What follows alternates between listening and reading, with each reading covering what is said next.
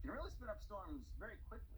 Yeah, and all it takes is one, and That's especially one to find its way into the Gulf because right. it's untapped right now. So we'll be monitoring that. But right now, all focus is on the nor'easter. We've got team coverage all across the Atlantic seaboard from our storm trackers, Mark, Brandon, and Corey, to in-studio meteorologists Britta, Jane, and Bane. And then we also have a slew of our correspondents who are out. So we've got you covered every step of the way.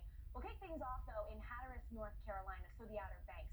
This spot I'm most concerned with the waves and potentially knocking down some homes and creating some saltwater inundation, especially on the highways that are hit the hardest in this spot. But Nick, I know you are somewhat of a local here. You lived there along North Carolina for quite some time, so maybe you can provide a little extra insight.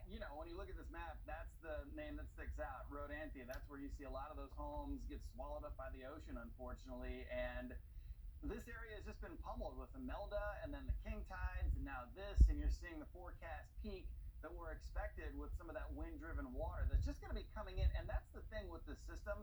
The persistence of this wind is going to be a problem. And that's one of the reasons why all the water is going to pile up and be so high right along the coastline. So areas that typically would stay dry will see water on the ground. And it looks like we're going to see a forecast peak there of about 2.2 feet. So that's a considerable amount of water. Yeah, for sure. And then you look at the waves crashing at least close to shore, near shore waves, about 8 feet, and that's going to again be a concern for those condemned homes. Wind gusts right now up to around 12 miles per hour. All of that again the onshore push, which is leading to the concerns with the waves and the wave heights.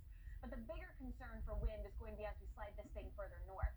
Then we head out to Ocean City, Maryland, where we're going to have, I believe, Robert Ray out in this location. For right now, a little bit of rain, kind of spotty. As we move further north, that's just the tail beginning of this storm. Things are really going to kick off, though, I would say later this evening, heading into early tomorrow morning. That's when things will be very active.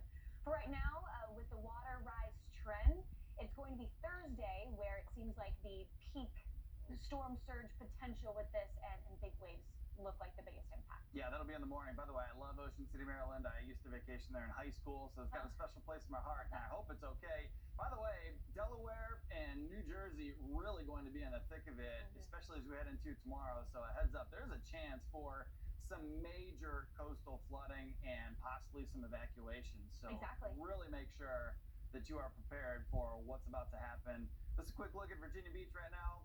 The coast is clear, but that's not going to be the case. I think tomorrow from really Virginia north, that's when you start to see conditions deteriorate quickly. Yeah, today we're going to be hyper-focused on the southeast and the impacts there. We'll continue our coverage of this nor'easter all weekend.